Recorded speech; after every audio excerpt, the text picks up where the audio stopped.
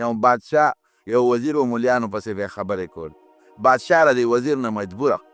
نو بادشاه وی چې د دې وزیر پسې طریقه اصلاح کو، یو چیلۍ والا ورک. وزیر صاحب دا چیلۍ وه دا وانه دا ستا تحفه ده، وګورئ د دې به په کور کې دننه ته نګراني کې، دا به ستا او ستا ښځه او لوڼه به دې خدمت کوي. زما تحفه ده، ګورې هسې نه چې بار حجره کې او یا بل ځای وتلی او په نوکرانو یې خدمت. نه باچا سلامت، دا ستا تحفه ده، په دا سر به یې ګرځو، خدمت به یې زما لوڼه کوي او زما ښځه به کوي. نو د بادشاه د تحفې خلک خیال ساتي. نو کور ته یې چیلۍ بوت. چیلۍ لګیا ده خصمانۍ کوله، چې خصمانۍ ونه کوله چیلۍ زیاته شوه. چیلۍ خو بچي راوړي، بلا بچي راوړل، نوسي کلوسي، بلا نسل ترې خور شو. او د بادشاه قیمتي چیلۍ او هغه هم پرې ښه خوراک وله چې دا خو باچا تحفه ده. هسې نه سبا بادشاه چې ته راشي وي د ټوکي وي چیلۍ ګورم، نو چې چیلۍ خو ټپی او رانه مړه شي نو بادشاه به خپی. دې من کې واقعه رایاده شوه، انوري او شاعرو بادشاه وله اس ورکه. انوري به شعرونه ویل، پخوا به د بادشاهانو دا شعر خوښ و. نو چې بادشاه وله اس ورکه، انوري له وی دا ګوره ډېر قیمتي اس دی، انوري د دې به خیال ساتئ. زمانه کې اس لکه اوس چې وله چاله څوک د یو 2 کروړه موټر ورکړي، قیمتي اس و. چې انوري اس کور ته بوته، انوري په اس او بیا په قیمتي اس څه پوهېده. او دا نیازبین اسونه دا خو بیا پالنه غواړي. نو اس دې د شپې مړ چې مړ شو، اوس انوري خو سبا د بادشاه دربار کوي.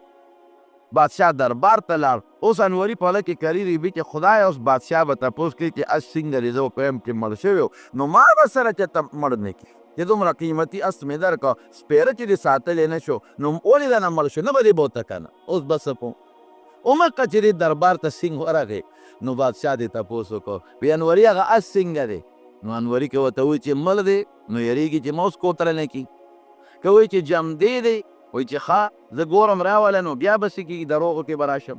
نو هغه ورته یو شعر ووایي، ورته یې وی شاه اسپې به انوري بخشید، شاه اسپې به انوري بخشید، باد سرسر به گرد او نه رسید. وی بادشاه انوري له یو اس وبخه، اس یې ورته وبخه. وی داسې و چې باد سرسر کې دا شپیلي وي، دا کم باد دا هم هغې ته نشو رسېدی، د باد نه به هم تیز ته، باد سرسر هم ورته نشو رسېدی، دومره تیز و. نو این چونین تیز بود در رفتار که شب شب به آخرت برسید. گوی دومره تیز رفتار و چې شپه په شپه آخرت ته ورسېد، دومره تیز رفتار و چې شپه په شپه آخرت ته ورسېد. بادشاه خو پوه شو چې شی مړ شوی دی، خو په داسې طریقه یې تعبیر وکړه چې بس بادشاه سور کې شو. ورته یې اسکک انوري له ورکړې، انعام وله ورکړې، نورې پیسې وله ورکړې. بچریجان خو زمونږ ډېر هم خفه یو، خو چې ډېر لږ معمولي او روبۍ وي مزېداره غوندې، نو بس موږ خوشحاله شو. دا بېله ده چې څوک وله پیسې نه ورکوي، انعام پکې نه وي. بهاوی کیفه هغه چیلۍ چې وزیر صاحب ساتله نو ډېر شوې. نو بادشاه ته یو دل تپوس وکړو، وی وزیر صاحب چیلۍ دې څنګه ده؟ بادشاه خو هوښیار و. نو وزیر صاحب ورته وی چې بادشاه سلامت، ډېر لوی نسل یې زیات شوی، بلا بچي نران او ښځې ډېر زیاتې شوي دي، نوسي کروسي ډېر ښه پی ورکوي او ورستا تحفه ده بادشاه سلامت. نو زما ښځه لوڼه خدمت کوي، بارې پوجه کې په نوکرانو په غلامانو خدمت کوم په خپله کو. یاره بادشاه سلامت یو عیب پکې دی، که دا پکې نه وی نو ډېر ښه شعر یې چیلۍ، واقعي ښه شعر دی. څه عیب دی پکې؟ وی چې هغه کم نران بچي پیدا شو که نه، نو یو خو بې حیا دي او بل دا دي چې نه مور پېژنې او نه خور پېژنې. چې کم نران دا نه پېژنې چې دا مې مور ده، دا نه پېژنې چې دا مې خور ده، دا مې ترور ده، دا مې د مور خور ده، یو خو دا نه پېژنې، او بل بې حیا غوندې دي په کور کې دننه مې لوڼه دې ښځه ده او د هغې مخکې دا غلط حرکتونه کوي. یو دا خو پکې شته. یاره بادشاه سلامت چې په چیلو کې دا کار ولې دی؟ ډېر ښه شی دی، دا پکې ولې دی؟ بادشاه ورته وي دا په دوی کې مولا دي. او واقعي دا مونږ که حیا والا ژوند تېرو او دا مونږ پېژنو چې دا خو خور ده او دا مور ده او دا ترور ده او دا د پلار خور او د مور خور او دې سره نکاح جایز او دې سره نه، او دا بربند ګرځېدل ګناه ده. رښتیا ووایه دا د چا برکت دی؟ علماو دا بعضې خلک چې مولیانو ته قهر دي، دا هسې نه دي قهر، د دې بربند ګرځېدل خوښ دي او زه هغې ته نه پرېږدم. نو بلاس په مو بس هغوی په ټي وي کې او په کمپیوټر کې د لندن او د امریکې هغه بربندې ښځې ویني، هغې هغه زناګانې ویني، هغې هغه بدعملۍ ویني. پردي مال ته شیل شیل ناست دی. زه وایم کې چې ته خو ما نه پر پردي مال ورشه کن چې برابر دی کم، ته خو ما نه بربل وګرځه چې برابر دی کم، ستا خور لور خو د ما نه د کور نه بربل نه ودي چې برابر دی کم، پتوله باندې لګوم که نه لګوم. او ستا څه خو دی چې ته په بربندې ښځې پسې وځې چې د سره وګورم. نو دا که مولیانو ته کم خلک کار دي نو موږ یې هغه د چیلو والا جون ته نه پرېږدي. په دې غوسه دی او کار دی، نور پکې څه نشته. ملا خو د چا نه بوساله نه پټه کړې چې کار دی ورته، ملا خو د چا نه اوبه کور کې اوبه نه دي غلاس ګلا کړی چې کار دی ورته، ملا خو د چا توت د شپې نه دی راوړی چې دی ورته کار. هلکه داسې چا کوي؟ ملا خو د چا پنبوس د شپې غلا نه ده کړی چې دا خلک ورته کار دی، ملا خو د چا پوډه نه راوالی چې خلک ورته کار، ملا خو د چا کور نه دی نیولی چې خلک ورته کار دی، چا نه خو یې سپېله نه دی ایستې چې خلک ورته کار دی. په دې وجه ورته خلک کار دی چې دا څوک مولیانو پسې کنځل کوي، دوی بربند ژوند تېرول غواړي او هغې ته مولیان نه پرېږدي. دوی خپله خور لور بربنده ګرځول غواړي، ملا ورته وایي دا بېحیایي ورانه نه کوي، که چې امریکې ته ځه، لندن ته ځه، دلته دې نه پرېږدو. دوی وایي چې پردې مذهب کوم، ملا ماته وایي چې دا دله جیز دي او زه یم دا ګورې ناجیز دي، دا به نه کوې. دوی زه د لمونځ نه کوم، دویم که مونځ نه کوې فاسق یې. دوی زه د روجي ونه نیسم، زه یم خامخا ستا پلار به یم روجې لي، او که دې ونه نیوله جنازه درله نه کو او شرموم دې په دې خلکو. دوی وایي چې زه ټول عمر روجه خور شم، دې ټول عمر آزاد ژوند تېروم. مولی د آزاد ژوند ته نه پرېږدي، په دې پجې پوره پسې کنځل کوي. نور پکې څه دي؟ قسم دی علما څومره خیرخواهان دي د دې قوم. هسې یو مثال دله در کوم. په دې پبلک سکول کې چې مونږ بچې داخل کو، کونه پیسې پې خرچ کوو. دا چې بویه جو کله داخله د اډمیشن فیس تیر داخلي فیس ادانه علي ولا هغه غریب سکول چلی قراتي خو دله سکول نه کلی، استادان د تنخواګانې ورکوي، د بجلی بل ورکوي، سکول یې په کار یې نیولې دی، یا ځمکې والا بلډینګ یې پې جوړ کړی دی، لکونه کروڑونه روپۍ په یو سکول بندې کړي. په دې 400 کې دا یو سکول تاسو وګورئ کروڑونه روپۍ پې بندې کړي. لازمن به هغه پیسې اخلو، د کوره خو درمانې نه شي لګول. د اډمیشن فیس داخلي فیس، دا ټیوشن فیس، د هرې میاشتې فیس، ها دا ترانسپورټ فیس د سوزکي کاري هم ورکوه. بیا راته وایي چې بچې د کمزوري مازدیګر ورته ټیوشن ونیسه، هلته وله نیسي. او بیا کتابونه، قیمتي کتابونه دا فلانکې یونیورسټۍ نصاب دی، ګوره ایکسپورټ او فلانکې هغه هم هلې. او بیګ او بعضې سکولونو کې د غافې پرتوګ هم ورته اچوي، پتلون او صاحبه کوټ موټه، نو چې په هغې څونه خرچه راځي. په یو بچي باندې ستا په میاشتې کې د ډوډۍ ټپن کې د غرمې ډوډۍ موړي، سکول کې چې ناوخته چې روټۍ هم پکې خوري، او چپسو میپسو هم درنه 100 روپۍ دروځي وړي. چې دا ټولې دې په حساب کړې نو په معمولي سکول کې په یو بچي به ستا 15,000 روپۍ میاشت لګي، په غټ سکول کې به په 10,000 او 15,000 او 20,000 لګي. دا څه لپاره لګو چې بچې زما د دنیا تعلیم زده کړي، او چې بچې د پیلم شي که نه څلورم کې، پنځم کې، لسم کې، او پرنسپل صاحب مخې له درشي نو ګیله ته نه کوې، غف سلام ورته کوې، سره علي چې پیسې ده نه علي، او بیا هم ورته غف سلام کوې. او چې وله سکول ته لاړ شې نو اخوا په کرسۍ به ورسره ناست دی، چې ښه فارغ شي نو خبرې به در سره کوي، څونه یې قدر کوې، حالانکې بکي ته دې سبق په بیه ښایي. او په کار دی کې قدر وکړو، د دا نه یم چې قدر به نه کوو، د سکول د استاد به هم قدر کوئ. زه د خپل سکول استاد چې زما کوم د سکول استادان پاتې شوي دي، یقین وکړه چې زه د هغوی اوس هم احترام او قدر یې کوم. قدر به کوې د سکول استاد، تور ټکي چې درته څوک وښیي نو قدر به یې کوې. امام ابو حنیفه رحمت الله علیه یو سړی په لاره ته ورته پاڅېده، دا ورته ویې صاحب دې فاسق فاجر ته پاڅېدې، وي ده ماته یو علم راکړی دی، یو شی راته ښولی ده. وی نه راته څه ښولی دي، دا خو امي سړی دی، وی ده ماته د سپي د بالغتوب چل ښولی دی چې سپی کله بالغ کېږي. وی صاحب ډېر څه څه ویلي دي، وایي ما یو ځل شک وکړې دا سپی بالغ کېږي نو انسان ته خو پته خپله لګي، نو د دې دا به مونږ د څه نه معلومو چې سپی بالغ شو. وی دې سړي ماته وی چې کله سپي متیازې کوي او دیوال ته خپه اوچته کړي نو دی د بلوغ نښه دی، بالغ دی. او که دیوال ته یې خپه نه اوچته کړی متیازې کوي نو دا نابالغه وي. نو د ده هم د سپي د بالغتوب چل زده کړی دی، ځکه ورته ودرېدم. نو قدر به کوې د استاد. لیکن زما وروڼو که ستا بچې پیلم چې پرنسپل صاحب ته دواړه لاسه سلام کوې، ولې ورته کوې؟ وایي زما بچي ته سبق ښایي. نو بچې چې دې پیل شو خیر دی، کمزور یې که نه، بل کلاس کې به مضبوط شي، تکړه به شي. نو په بیه ورته سبق ښیي او بیا هم ورته اوچت سلام کوي او عالمان ستا بچي ته مفت سبق ښیي.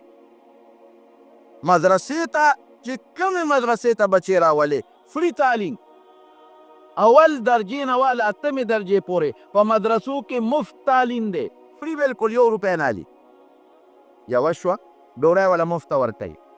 زموږ دارالعلوم نعمانیه غرمه هم ډوډۍ مفته، ماښام هم ډوډۍ مفته، فری ډوډۍ والا ورکوي. پکې ورته لګوري د بجلی بلې مفت بجلی ته ترې نه علي، نه ایډمیشن فیس نه داخلي فیس، ډوډۍ مفت ورکوي، اوبه ورته مفت، لاندې ورته قالین او کارپټ لګېدلی دی. استاد تنخواه مدرسه ورکوي، چل غواړي خیر غواړي د خلکو نه په کوڅو کې، خو ستا بچي له به مفت تعلیم ورکوي. نو مدرسه ستا بچي له مفت تعلیم ورکوي، عالم ستا بچي له فری تعلیم ورکوي مفت، ډوډۍ وله مفت ورکوي، غرمه ماښام کتابونه مرفل ورکوي. مدرسه ولې کتاب هغه خیر غواړي خو ستا بچي له به کتاب را پیدا کوي، هغه چنده غواړي کوڅه په کوڅه به ګرځي خو ستا بچي له به کتاب پیدا کوي، ډوډۍ ورکوي. ښه که یو هلک وایي چې د ما جامې نشته، جامې هم وله اخلي. یو هلک وایي چې د ما سپلیش لیدلي دي، نو محتمم وله هغه انتظام به هم کوي. فری تعلیم ورکوي، بجلی بل ورکوي، د ګیس بلې ورکوي، جنریټر یې ورته لګولی دی، ښه مزېدار جنریټر یې لګولی، او لاندې ورته کالینې ټولې ښه پخې کمرې لنټري ورته جوړې کړي دي، په چندو یې راغونډه کړې ده خو ولې جوړې کړي دي. مفت تعلیم ډوډۍ هر څه ورکوي. او په دې کې مولا خراب سړی چې خوله خوږه و مولا ښه سړی نه دی، مولا خراب سړی دی. یا لکه چې هغه بل یې ورته په بیه ښه یو ځای ورته ښه په خیراتي ښیم، نو زه خراب شم، ولې خراب شم؟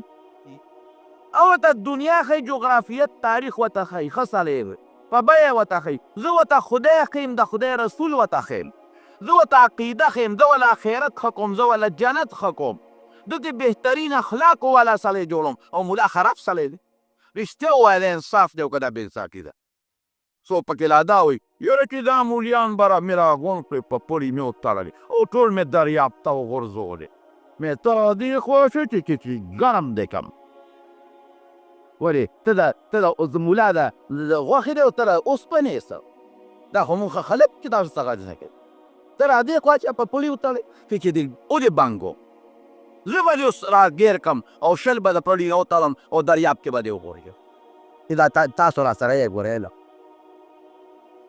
بشیر ښه سره یله یو بشیر ته که مې پرېښوې او یو سوی سوکی یې دله درکړل، نو د قبر کې دې د فرښتو والو ته بیا جت نشته.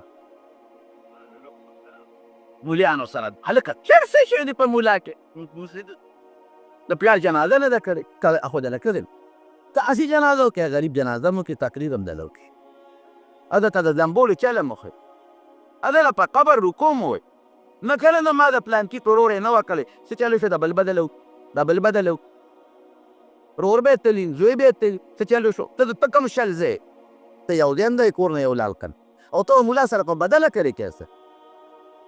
دا خوب کې درته ماشوم بانګ ونه دی، د عقیده راته ونه ښوله، د مونځ یې راته ونه ښو، د اخلاق او خیراتي راته ښیي نیکبخته، بلکل مفته. سپاره ته راغې خپل بچي له بابا وی هغه پلانکي هلک له خو استاد یې سپاره ورکړه او ما له خو یې سپاره را نه کړه، بیا دې جومات ته مه ځه بل جومات ته ځه. بچي له خو سپاره قدرې نه شي اخیستې او چې خبرې کوي نو خبرې دې په ټرکونو کې نه ځي. دا څه مونږ څه انصاف وکړو د علماو سره، رښتیا انصاف څه وکړه، زه ته یې له ملغلره جوړوم. په مستد د احمد کې حدیث دی، د قیامت پر ورځ د الله پاک مونږ د حوض کوثر پر چې حوض کوثر ته دا ټول خلک لاړ شي، حضور پاک فرمایي اوبې د واورې نه یخې، د پیو نه سپینې او د شاتو نه خوږې دي. په غاړه چې کوم لوښي پراته دي د اسمان د ستورو نه زیات دي. نو عام خلک چې ورځي او اوبه تسکي نو پخپله به اوبه رالي او سکي بیا فرښتي به وله اوبه ورکوي، عام خلکو له امیانو له. او چې کوم عالمان دي نو هغې له به محمد مصطفی په خپل مبارک لاس اوبه رالي ورکوي به وله صلی الله علیه وسلم. عالمانو له به حضور پاک په خپل لاس اوبه رالي ورکوي به وله. نو زه ترې له دغه ملغلره جوړوم، سکول کې ته له ماسټر صاحب جوړوي، ډایرکټر صاحب، انجینیر صاحب، ډاکټر، ټیک ته زه د دې بد نه ویم، د دغې خلکو نه بغیر هم نظام نه چلېږي. ډاکټر که جوړ نه شي او زما علاج ونه کړي نو زه به مونځ څنګه کوم، انجینیر که جوړ نه شي نو زما د دنیا نظام نه چلېږي، ما له به سکول او پول او سړک څوک جوړوي. او دا سرکاري افسران که جوړ نشي د دنیا نظام به څوک چلی. دې ته انتهایی ضرورت دی، پکار دی چې دا جوړ شي. لیکن زه ترې څوک جوړوم؟ د ترې هغه انسان جوړوم چې حضور پاک مبارک په خپلو لاسو وله اوبه ورکوي، او د قیامت په ورځ به خلک سپارشونه کوي، قاري به هم کوي، حافظ به هم کوي، شهید به هم کوي، څوک به د لسو کوي، څوک د پنځوسو، څوک د سلو، څوک د قوم او څوک د قبیلې، او عالم به دونه خلکو سفارش کوي څومره چې په اسمان کې ستوري وي. چې دغه سړی دله جوړوم، نو زه بیا هم خراب شم، ویلا خراب شي. زه ورته خیراتي سبق ښیم په بیه نه، ډوډۍ، چای، کتاب، اوبه، بجلي، ګیس، هر څه ولرم. زه به ورله چنده غواړم خو ستا وکیله به فري تعلیم ورکوم. ماش او په دې کې وایي دا مولیان وایي خراب خلک دی. او یو د پاکستان وزیر وایي لا مدرسې جهالت خورئ. جهالت د پیغمبر دین جهالت دی. ظالمه څومره سپکه خبره دې کړه، بیا خو ته واګې ختلې وې، توبې وویستې وي دا ما داسې نه ده ویلې، داسې نه ده ویلې. مدرسې د پیغمبر دین خورئ، د حضور پاک عقیده، عمل، اخلاق خلکو ته رسئ. د پیغمبر علیه السلام مبارک چې کوم میشن و هغه میشن خلکو ته رسئ. دا د عالم کار. چندې غواړو چې خدای مو بخښه چنده ورکې. دا مونږ اوس الحمدلله تاسو ته پکې لګېدلي، جنریټر هم لګولی، هره جمعه زه تاسو ته آواز کوم هلکه ګورې لږې پیسې پکې پاتې دي، ښه لږې غوندې پاتې دي، زه اخلاص ته پکې مدد وکړې انشاءالله. که نن هم تاسو تعاون وکړو نو هغه قصه به پوره شي. دا دې مونږ ګوره اعلان کوو تاسو ته چې پیسې واچوې نو تاسو ته بجلي تاته لګېدلې، مفته کې الحمدلله پکې درته لګېدلي. دلته کې د قرآن شریف تلاوت ستا بچي قرآن زده کوي، هېڅ پروا نشته، بجلي و تفري ده، مفته ده وت. دغه د جمعې بار مونږ چندې مندې نه غواړو، دغه د جمعې ستاسو پیسې راغونډېږي او په هغې کار روان. اواز زه کوم تاسو مدد وکړئ او الله نظام روان کړئ. زما وروڼو د علما که نه وې نو دا د دنیا دا خشته ښکلی نظام بنو. یورپ او د خلکو به یو بل سره د ځنګل د سارو د حیواناتو په شان ژوند تېرولې. نو خبره رانه لرې لاړه، خو امام بخاري رحمت الله علیه په دې محنت دا خپل کتاب را جمع کړو، بیا وله څونه خواري وکړه، بیا چې دا کله صفا کو نو په مدینه منوره کې څه ته چې ریاض الجنت وایي، نبی علیه السلام فرمایي ما بین بیتي و منبري روضة من ریاض الجنه. وایي زما د کوټې او د منبر په منځ کې چې کوم ځای دی دا د جنت د باغچو باغچه ده، هلته یې صفا کو. نو دې کتاب کې تقریبا 19 زره د نبی علیه السلام مبارک احادیث دي تقریبا. نو دی وایي ما كتبت حديثا الا اغتسلت وصليت ركعتين واستخرت الله تعالى حتى تيقنت صحته. وایي د هر حدیث ته مخکې مې یو ځل غسل کړی دی، 2 رکعته مې لمونځ کړی دی، استخاره مې کړې ده. نو دې کتاب له چې دا کوم کتاب کې د حضور پاک احادیث جمع کړي دي، امام بخاري 19 زره کرته غسل کړی دی، 19 زره کرته یې وله استخاري کړي دي، او تقریبا 15 زره رکعات یې وله لمونځ کړی دی. دونه خواري به څوک وکړي؟ نو مرتبې ته یې څه ګوره.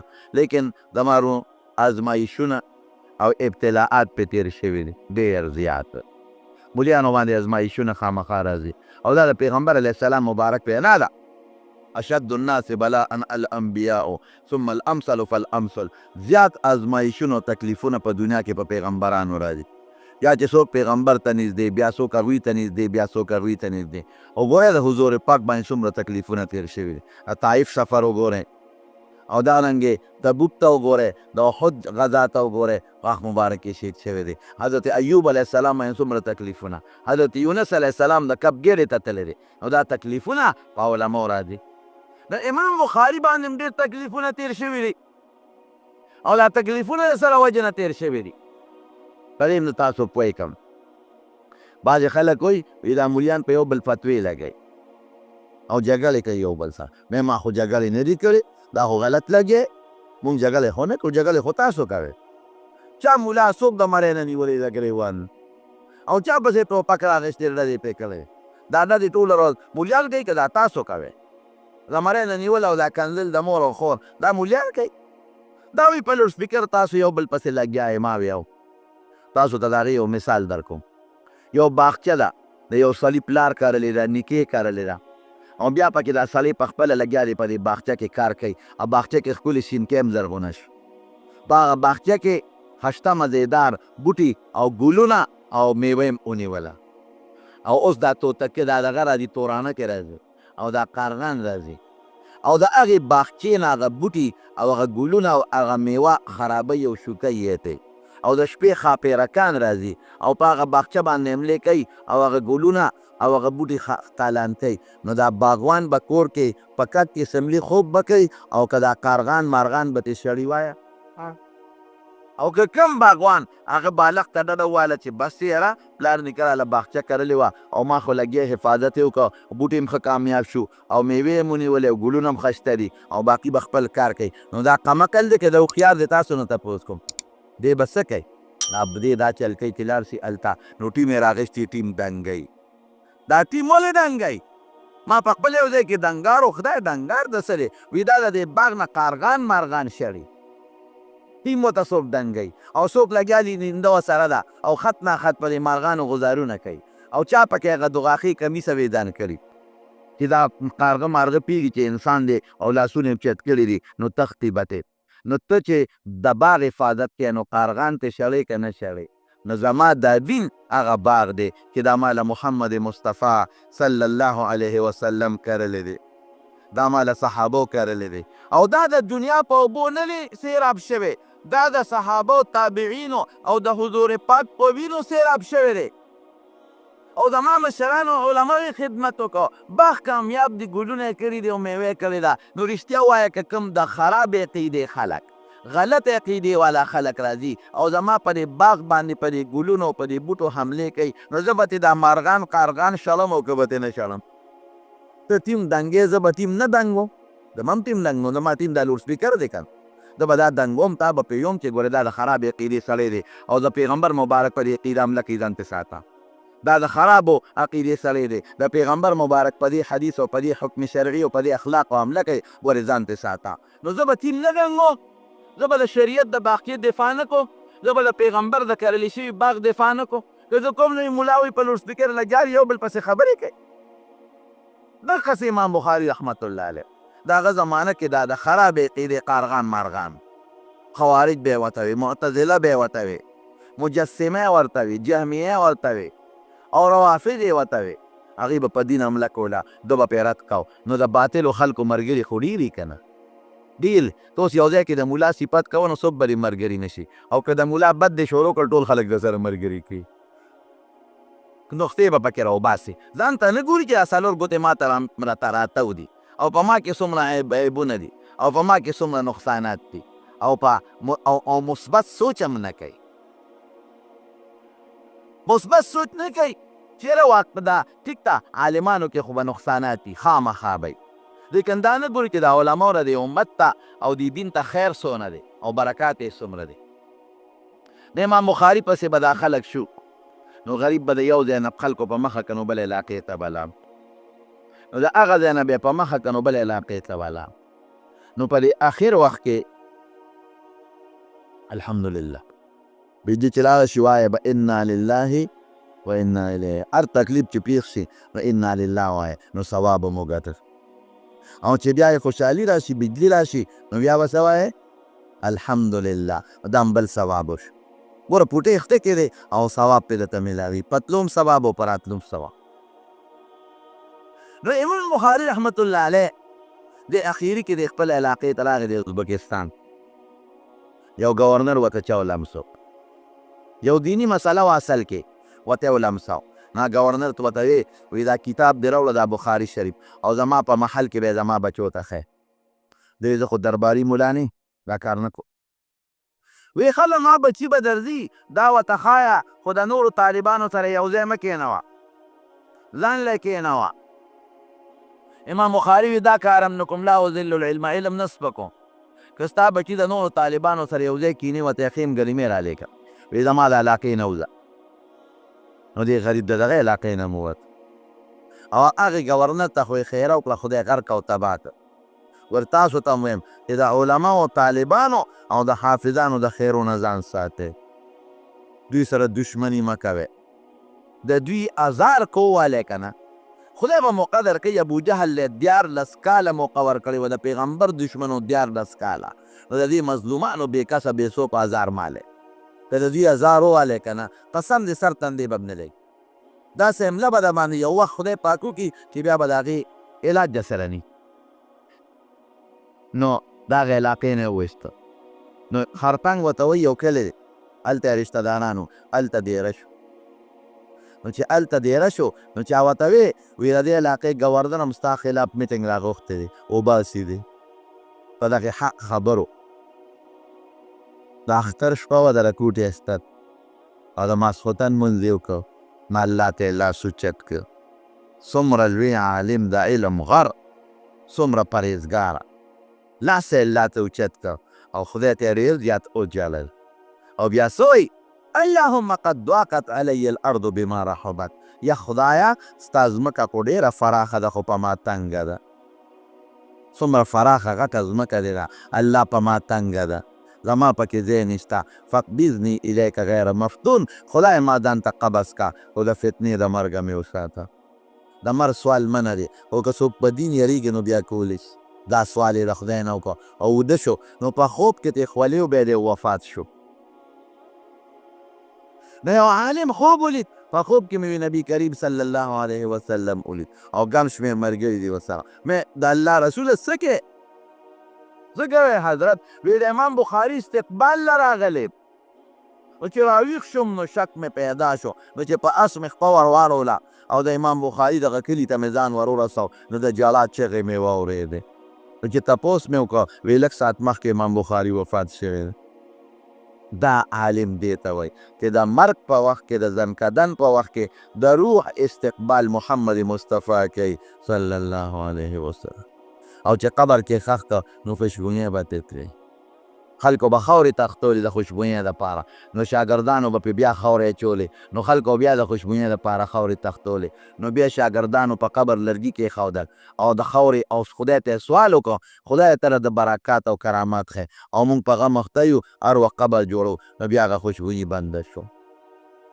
دې ته کرامت وایي. دا کله کله خدای ښکاره کوي. دا الحمدلله د ډېرو عالمانو د قبرونو نه ځي، خو د چا هغه موږ محسوسوو، د چا نه. د چا هغه خدای ښکاره کړي او د چا خدای ښکاره نه کړي. دا عالمان دي، د عالمانو مرتبه. زموږ د دین یو بل عالم تېر شوی دی، امام مالک رحمت الله. هغې یو کتاب ولیکه، موطا ورته وایي،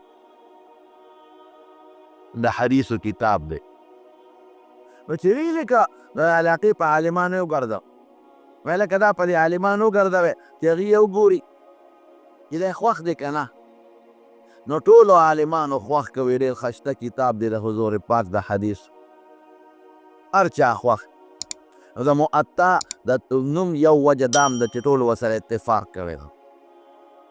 کلهم موطا وی ټولو ته مې پیش کړه، هر یو ما سره اتفاق وکړ. نو چې بیا شاګردانو ته وایي چې خدای ته به قبول یې که نه؟ شاګردانو وی صاحب د حضور پاک د حدیثو کتاب دی لیکلی دی، نو خدای ته به څنګه قبول؟ الله ته هم قبول دی. نوې معلومات یې پکار دی چې الله ته قبول دی که نه. نو یو شاګرد ورته غوسه شو، وایي موږ اسمان ته خو نشو ختلی چې د خدای نه تپوس وکړو، موږ خو ظاهر ته ګورو کتاب ښایسته د حدیثو دی. وی نه زه معلومات کوم. چې څو معلومات کوې؟ نو کتاب یې راواغېست، هغه قلم لیکلی کتاب به و ښه پرېسونه خو نو. نو چې راویې د دریاب غاړې له لا او شاګردان یې ځان سره واخېستل، نو کتاب یې کولاو کړ. نو چې کولاو یې کړ نو دریاب ته یې ور وغورځاو. شاګردانو وی دا دې څه وکړه؟ خواري دې وکړه نو دریاب ته، او چې د قلم کتاب لږ اومه پې ولګي نو چټ شي، ختم شي. او بل فوټوسټیټ هم نشته ماشین چې فوټوسټیټ ته ورته وایي واخیسته. دا دې څه وکړل؟ وی زه ګورم چې خدای ته قبول دی که نه. بیا خدایه په استاد دې څه چغې کتاب اوبو ته غورځوي، خدای ته قبول دی که نه. نو د دریاب چپو به کله یو خوا ویشته او کله بل خوا، کله به پرې بره پاسه شوې، کله به ترې لاندې شوې. هغو دریاب و سیند سمندر، نو چې غاړې ته یې راوغورځو نو دې ورغې راوچت یې کړه. نو قسم دی که یو حرف یې ملون شوي، اوچ پروت و، اوچ کاس. وی پته ولګېده چې تا کتاب خدای ته قبول. نو چې څوک د خدای د قرآن خدمت کوي، دا خدمت خدای ته قبول دی. که څوک د پیغمبر مبارک د حدیثو خدمت کوي، دا خدمت الله ته قبول دی. دا لوی خلق دی. یو حدیث پاک کې راځي، نبی علیه السلام فرمایي وی عالم چې په کم قلم په کومه سی باندې دین لیکي، په کومه سی، د دې سی د ساس کی قیمت د خدای پرې د شهید د وینې نه بتر دی، اوچک بلندتر. ولې عالم کار څه دی؟ دی د پیغمبر د مشن خدمت، د پیغمبر د دین خدمت کوي. زه یو ځل زما یو استاد وفات شوی دی، الله دې وبخښي، د هغه ملاقات ته لاړم. نو مې تپوس کو بیمار و، نو د هغه نوسې عالم شوی و، زوی نه نوسې عالم شوی و. نو ما ورته ویل چې څنګه؟ نو ما ته یې وخندل، ما ته یې ویل چې اوس د دنیا نه ځم نو په روغ زړه به ځم. ما یې ولې یو څه پورې مې سودا وه چې د ما دا کتابخانه ده دا کتابونه دي دا په بازار خرڅېږي دې کې به چولې خرڅېږي او که په دې کې به ګونګړې خرڅېږي او که په دې کې به کجورې خرڅېږي بچي به مې په بازار خرڅه کړي په پاڼو کې به څیزونه خرڅېږي ویل چې مې نوسي عالم شو نو په روغ زړه به ځم ولې کتابخانه زما محفوظه شوه زما کتابونه د هغې خدمت به د دین وشي نو حضور پاک کره دنیا نه تللی دی په روغ زړه تللی دی ولې په روغ زړه تللی دی ځکه هغه د صحابو په شان عالمان د ځان نه وروستو پرېښي دي هغه په روغ زړه تللی دی چې کوم میشن زما چې د الله قرآن او حکمت او سنت امت ته رسول دي نو زما د صحابو په شان شاګردان عالمان پاتې دي بې رسۍ هغې خپلو شاګردانو ته هغې نورو ته اوس د دې زمانې علماو ته رسېدلی دي او دا علماو حقه میشن خواري کوم چې د حضور پاک حقه شی امت ته رسوي د پیغمبر علیه السلام مقصد څه چې خلکو ته قرآن ورسي او د قرآن په معنا خلک پوه شي د مقصد نو چې الوګان پیدا شي د مقصد نو چې ګنیک پیدا شي د مقصد نو چې تجارتونه دي شي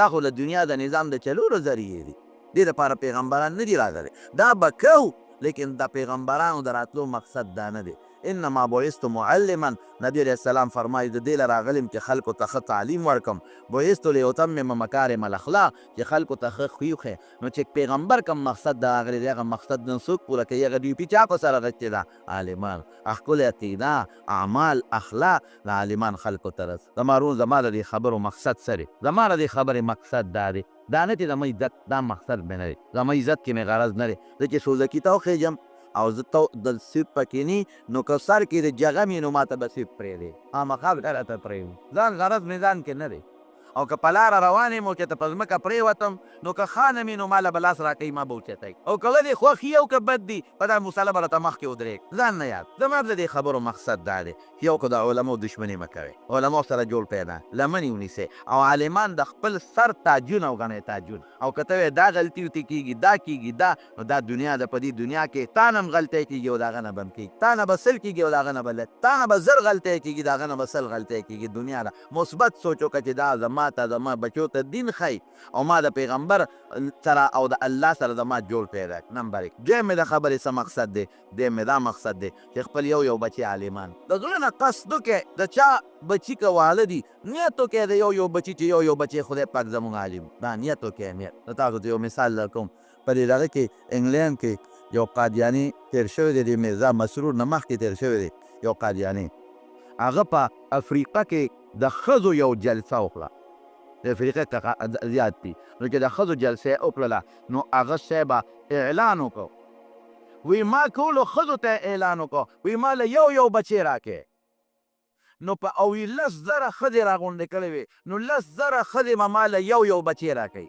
لس زره بچي به راکې نو تاریخ لیکي چې په هغه مجلس کې 10 زره بچي ورته خلکو وقف کړل کومره بچي ورته وقف شو نو زه تاسو ته دا خبره کومه چې تاسو په دې مجلس کې ناست الحمدلله ډېر خلک ناست دی زه د الله او د رسول د علم دپاره ستاسو نه د یو بچي مطالبه کوم یو بچي مطالبه کوم نو نیت وکړئ د دې خبرې که د چا بچي واړه وي او علم کولی شي نو نیت وکړئ یو بچی الله او رسول له ورکړئ دغه بچی به ستا په دنیا کې هم د فایدې ذریعې او دا بچی به ستا په آخرت کې هم د فایدې ذریعې دنیا کې به هم دا بچی ستا لپاره ملغلرې او په آخرت کې دا دین د کابل مولا ته او باجول مولا ته او دیر مولا ته او سوات مولا ته او بلوچستان مولا ته مه پرېږدئ هغې غریبانان لګیا دي په خپل ملک او په خپل علاقه کې د خپل دین خدمت کوي اشنغر مولا هم پیدا کړي تورنزو مولا هم پیدا کړي عثمانزو مولا هم پیدا کړي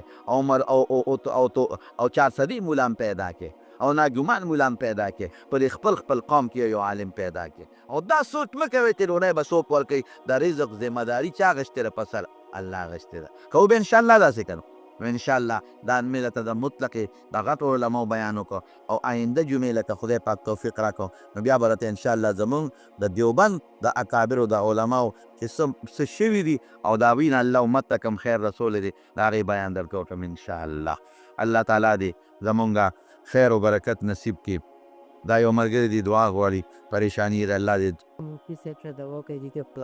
الله دې پریشانی په خوشحالۍ باندې بدله کړي دا یو بله ښځه ده عمرې دپاره ځي او ښه زنانه چې دي ویښته به څونه کټ کوي د څلورمې حصې د سر د ویښتو نه د ګوتې د بند دومره زنانه اخره کې د کمسۍ یو څو ویښته راغونډ کړي اکټ کې داسې به نه کوي سر به مخې ته راوغورځوي نو څلور ځایه به یې کړي نو څلورمه حصې نه به د ګوتې د بند دومره کټ کوي